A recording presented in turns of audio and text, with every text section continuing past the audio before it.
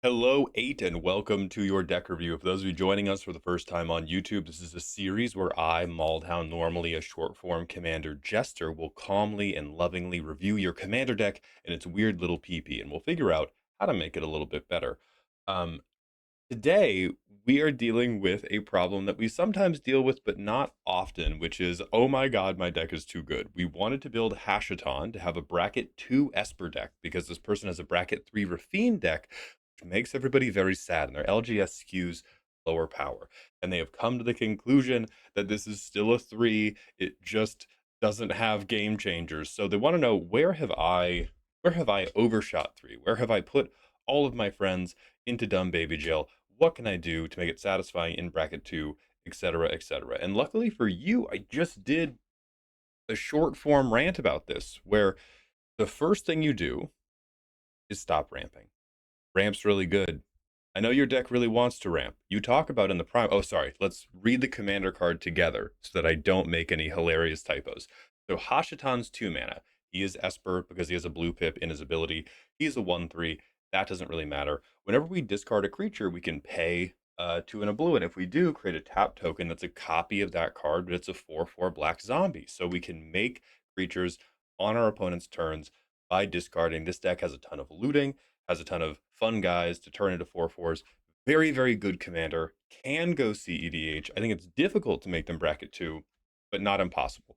So in your primary, you talk about we want to get to 5 mana because we want to be able to play Hashaton and get value out of him on the same turn. That to me speaks to the thing that I talk about in the rant, which is oftentimes having if you find yourself having difficulties building for bracket 2, it's probably not that your synergies are ever too good. It's that too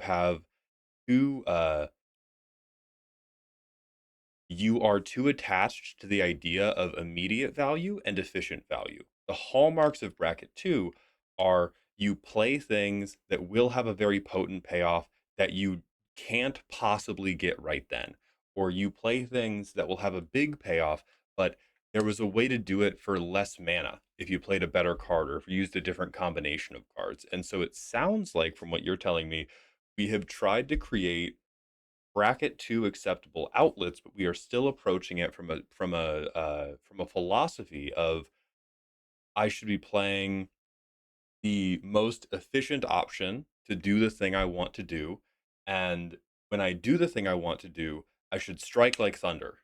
You need to strike like diarrhea. It needs to be a small trickle in the beginning, and then if nobody kicks you out of the bathroom, which I don't think they do to people with diarrhea, but please hold on to this analogy, then it becomes a flood. And that is probably what will make it feel clunky enough for bracket 2. Because, like, I mean, this is like, you're the devil from the Bible, but like, this is a pre-con appropriate card. This is a bracket 2 appropriate card.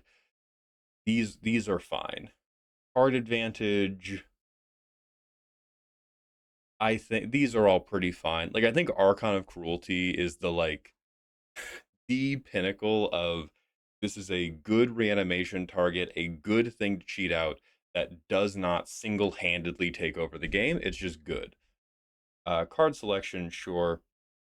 Yeah, we have a million discard enablers, and like respect to you, we have a million discard enablers that we can set up ahead of needing our commander that can then do it manalessly. That is like exactly what we want to do, and we probably want less of them if you want it to feel bracket 2, or we want less ramp. Like if your current game plan, if I'm going to imagine it, is probably I play a looter on 2, I play a mana rock on 3, I play Hashaton on 4, I loot, and I make a guy on someone else's turn. That should be acceptable in bracket 2. But if we need to bring that lower, we probably get rid of the mana rock and we probably try to have another thing that like cares about cares about discarding or our hand, or we like just throw in if you don't want to give up your mana efficiency, you can pull the final lever that I talk about for making a bracket 3 deck bracket 2, which is just grab 10 random cards that relate to a theme that your deck is not super trying to do, but can kind of try to do. So what I mean by that is like you go fucking Just put a Chasm Skulker in there. You're drawing a lot of cards. You're looting for Hashiton. It's not what you want to do because he's not really a good reanimation target, but like that is also a type of energy you can bring in, is you can bring in stuff to do along the way that is not the exact a number one thing that you want to do, but is, maybe walking in the same direction as them. Like if you're hanging out with a friend and you leave and you want to, not the awkward, we both go in the same direction, but like you're not going to the exact same place they're going, but you're walking to maybe the same side of town. And so you delay getting to your final destination to hang out with them further, finding cards that hit that energy. So for Hashiton, I would say it's other discard benefits, it's other card draw benefits. It could possibly be, you could even do like, depending on your interaction package, I have the, oh, I'm fine. I'm fine. I'm sorry. I'm an adult. You could even do other things that care about casting spells during an opponent's turn. Like, let's go down to your.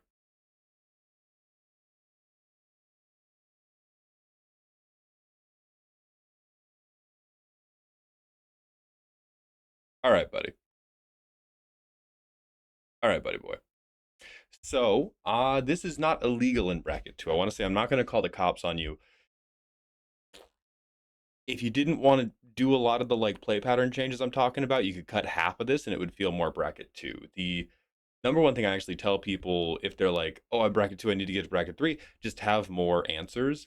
You being able to answer so much stuff is also definitely part of this. And, right, and this is like you did the correct thing. You have a bunch of answers that will work even if your commander's not working. So the thing I would maybe recommend is look for less efficient options, or look for things that are only going to work if you have stuck your commander and can do the discard thing. So maybe something I would recommend is like, and this might even be too good because, oh my god, I love playing this guy. Is like, I don't have a free instant speed removal option. I have Armagon. And if I loot Armagon, I get to blow up the world. I Armagooned you.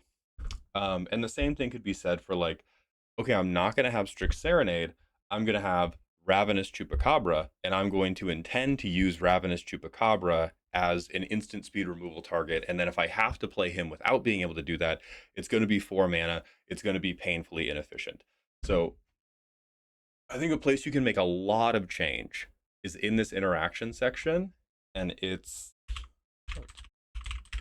is Counterspell an O tag? It is. God bless.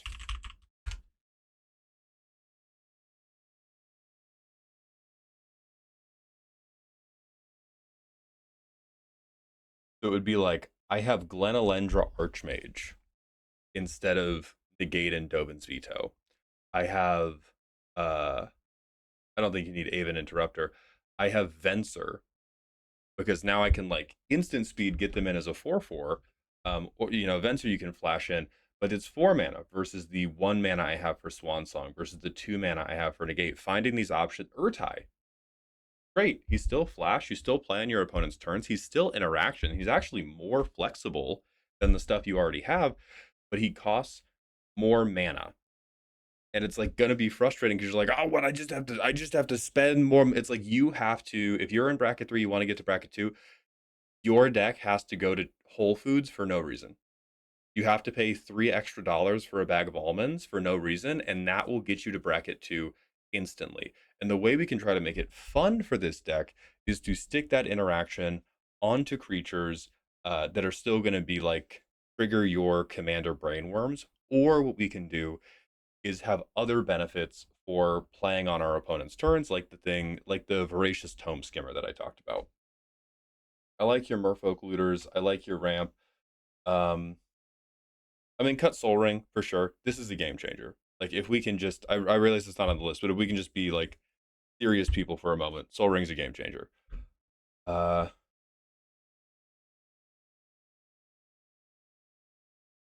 I like all this stuff. This looks really fun. I don't want to cut any of this from the deck. I really don't think it's unacceptable before win conditions. What I do think we're missing is like, let me get some more stuff that's just kooky to reanimate.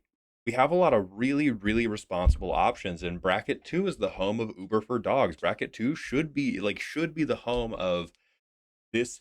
Could not cut it if I was trying to reasonably win a game of Magic. It is the home of cards like Sphinx Ambassador, right? I talk about this card every chance I get, but it's on combat damage. You check their deck for a card, you pick it. They have to guess what you picked, and if they guess wrong, you get it on your battlefield. Oh, it's so fucking fun. Like bracket two is the home of things like Brain Stealer Dragon. This card has never not let me down. I've played it in so many black decks, and it just rips the most useless dog shit. And so you don't have to put these cards in, but I think what you would benefit from looking through is also uh like Esper creatures. So let me do the syntax. So it's going to be Esper creatures under Esper mana value greater than or equal to 6. And we kind of want to find some like yeah, like we want to find some shitty stuff, dude. We want to find some bad fucking things. I'm reverse sorting EDH Rex. So these are cards that people don't play, period. And it's how I found some of my favorite cards of all time. Or sometimes it's just like new cards, right? This is a Spider-Man or a Marvel card. Um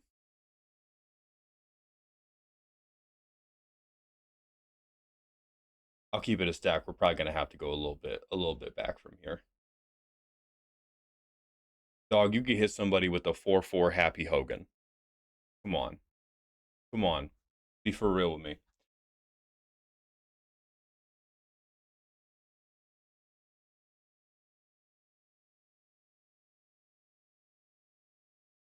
The Vettelkin Dismisser, totally fucking unplayable. And there's like, I try not to do this too much, but there's a certain degree of joy you can take when you beat your friends with things that are like, nobody's playing this card because it is so horrifically bad. It is going to win this game for me though. Have a terrible day.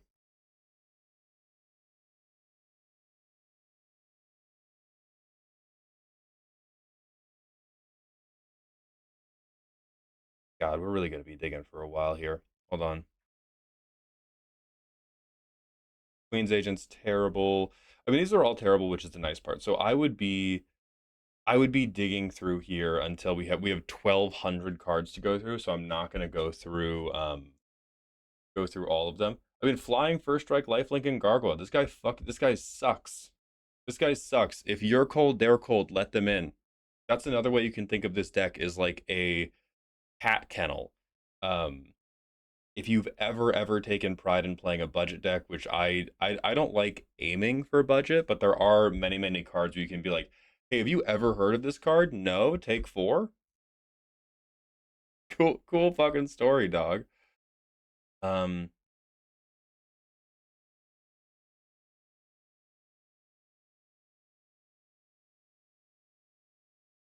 dude, dude, I know I'm doing the content creator face there. Fucking listen to me. ETB exile any number of creature cards from your graveyard.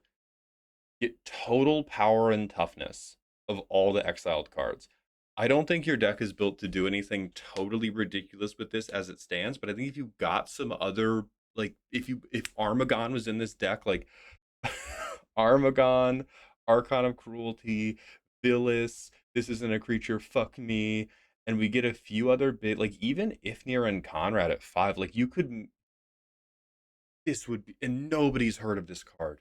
You're going to be the first person in the history of your state to resolve this card in a fucking commander game. So like this is what I would recommend for bracket 2. Because for a game where it's like, oh, I need a tight win condition, I need guaranteed value that's mana efficient, we're never ever looking at this guy. But you're going to make a fucking 50-50.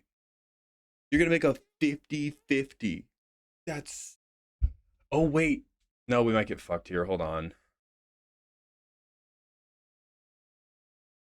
No, I've probably fucked myself. No, god damn it. Because I think Hashaton's 4/4 will overwrite. Let me look at Hashaton's ruling. That's so upsetting. Ugh. Ugh. I was so over the moon. Hold on. Um, I'm just gonna assume it doesn't work. I feel like I would have seen an Instagram short about this card if it did work. Hashaton with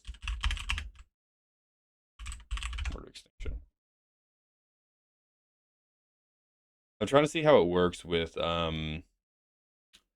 things that have other abilities that overwrite power toughness.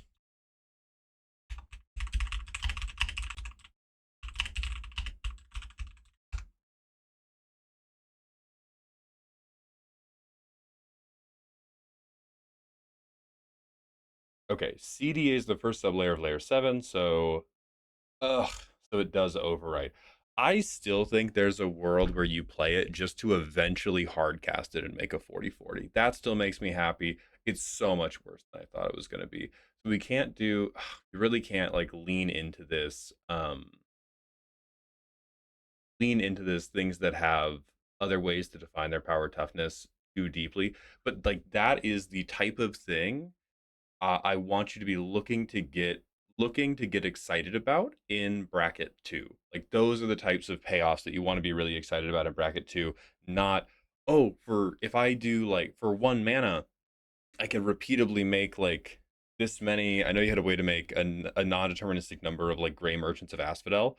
Um, that's still good and fun, but it's not the top of the pyramid that I would be aiming for.